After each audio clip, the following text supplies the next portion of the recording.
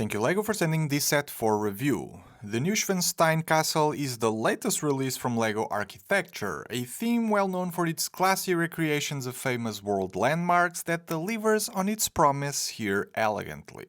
The building instructions get the 18+ treatment, with the usual facts about the real-world landmark as well as detailed info about the LEGO model. Throughout the pages, little snippets of information give builders a lot more insight into many of the castle's features, which many will appreciate for sure. The model itself recreates probably one of the most iconic castles of the world, you know, the one who inspired the designs of Disney-themed castles, and no expenses were spared here because in good LEGO architecture fashion, every decorated element you see in here, starting with the standard issue tile with the landmark's name, are all prints, no stickers in sight. Part of what makes this thing so memorable is its remote location in the Bavarian Alps in Germany, so naturally the landscape and the rock formations it's standing on was captured as a significant part of the build. A mixture of bricks and slopes of very muted color sitting on top of the black base contrasts really well with the white castle above, and the trees scattered everywhere, with a higher number of them present on this side of the building, give it a nice splash of color.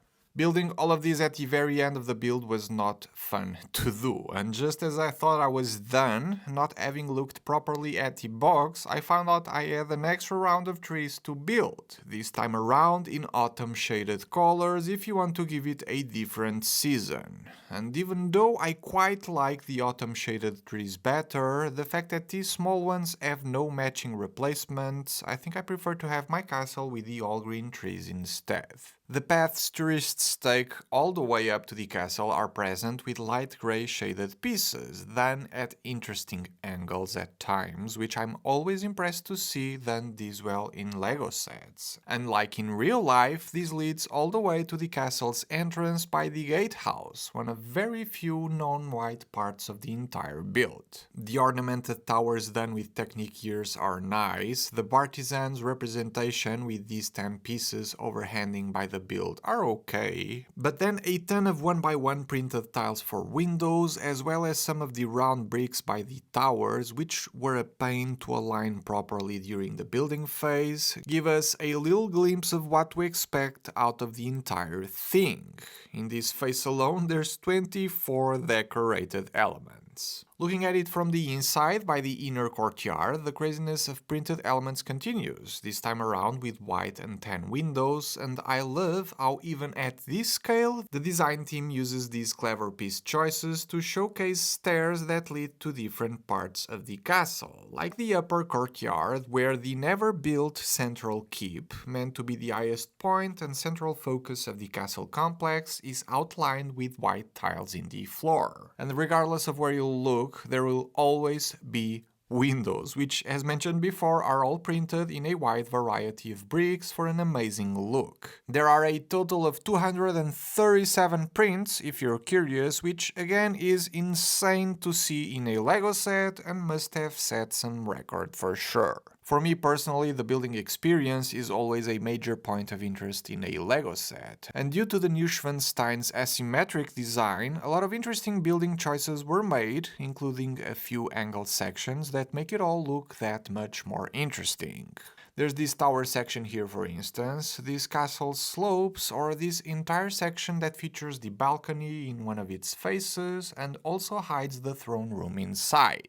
Yes, as you build the set, you will be greeted with some interior details that, contrary to some other architecture sets, aren't as easily accessible after you're done. In fact, they're completely blocked off. Here's the throne room as one of such examples. I won't spoil the rest of them, even though the building instructions do detail and explain where and what they are. The roof has a few statues, spires and minifigure forks meant to represent some copper or iron chimneys the real castle has, I believe, which do look weird to me, as do the tops of these two towers. And that's only because I feel these 2x2 rounded bricks are too thin when compared to the build below.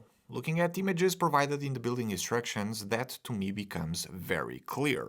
Not that it is a major issue by all means, it's just that there is something slightly off-putting about the proportions here. Besides that, I have no complaints whatsoever. Building this thing was quite enjoyable, minus the gazillion trees at the end of it all, of course, with a rough structure of the landscape done first, and then adding small sections of the castle one at a time until it's done. Looking from below, the thing is hollow, maybe a good spot to keep the extra trees somehow, and when it comes to size, using last year's Notre Dame Cathedral for reference, it is a few studs longer but 2 studs thinner. It does give off a very similar size impression due to the use of large slopes for the landscape, which is kind of interesting when you realize there's almost a 1,000 piece difference between them. Notre Dame retails for $230, while Neuschwanstein will retail for $280. With this piece of information, can you guess which set has the most pieces? Yeah, somehow it's Notre Dame with about 4,400, whereas Neuschwanstein has around 3,500.